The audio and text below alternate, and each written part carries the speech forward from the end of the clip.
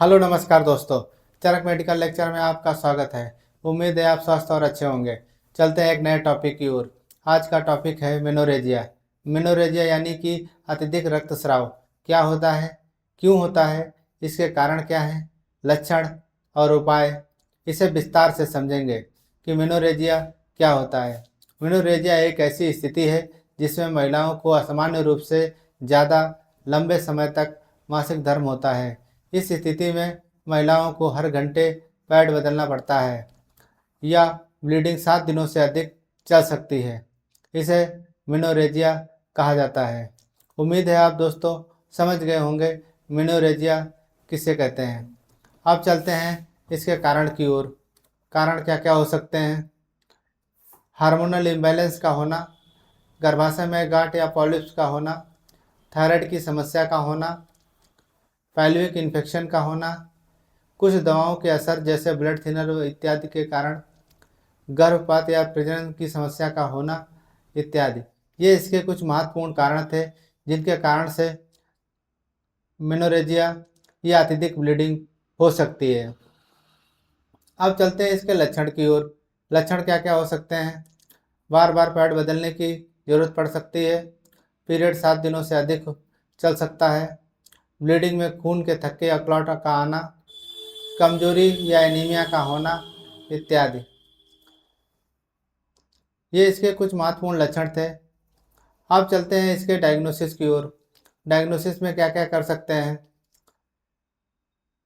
Blood test, CBC, PT INR, CTBT, ये blood thinner के लिए की जाती हैं। और सीबीसी में आप एनीमिया का पता कर सकते हैं, हीमोग्लोबिन कितना है। थायराइड प्रोफाइल से थायराइड टेस्ट का पता चलता है। यदि आप पेशेंट को थायराइड है तो थायराइड मेडिसिन दी जा सकती है। अल्ट्रासाउंड लोअर एब्डोमेन, इसमें गांठ, स्वेलिंग या अन्य कोई प्रॉब्लम है तो उससे पता चलता है। पैप सेमा टेस्ट, एंडोमेट्रियल बायोप्सी इत्यादि। इन टेस्टों से डायग्नोस किया जाता है कि पेशेंट को क्या प्रॉब्लम है। उसके आधार पर जो भी प्रॉब्लम होती है उसका ट्रीटमेंट उसी के अनुसार दिया जाता है। अब चलते हैं जनरल ट्रीटमेंट की ओर। ट्रीटमेंट में क्या क्या दे सकते हैं। आयरन सप्लीमेंट फॉर एनीमिया, यदि पेशेंट को एनीमिया हो गई हो तो क्या देना है। फेरिसिप XT OD tablet folic acid 5 mg OD, hormonal therapy या बर्थ कंट्रोल पिल्स मालाडीएन आती है उसे ले सकते हैं अगर हार्मोनल प्रॉब्लम हो तो। Medicine to control the bleeding को कंट्रोल करने के लिए कुछ मेडिसिन दी जाती हैं। टेनेक्सा 500 mg TDS, टैबलेट इथोमेट 500 mg TDS। Surgery in severe cases like hysterectomy और डीएनसी इत्यादि। ये तो था इसका कुछ महत्वपूर्ण ट्रीटमेंट अकॉर्डिंग टू कॉजेस। अब चलते हैं होम रेडमी घरेलू उपाय की ओर और लाइफ स्टाइल क्या क्या कर सकते हैं।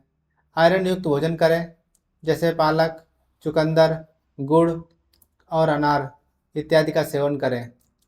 तनाव से ना लें और पर्याप्त नींद लें। नियमित योग और हल्का व्यायाम करें। पर्याप्त मात्रा में पानी पिएं। ऐसी ही विशेष जानकारी के लिए चैनल को लाइक और सब्सक्राइब अवश्य करें।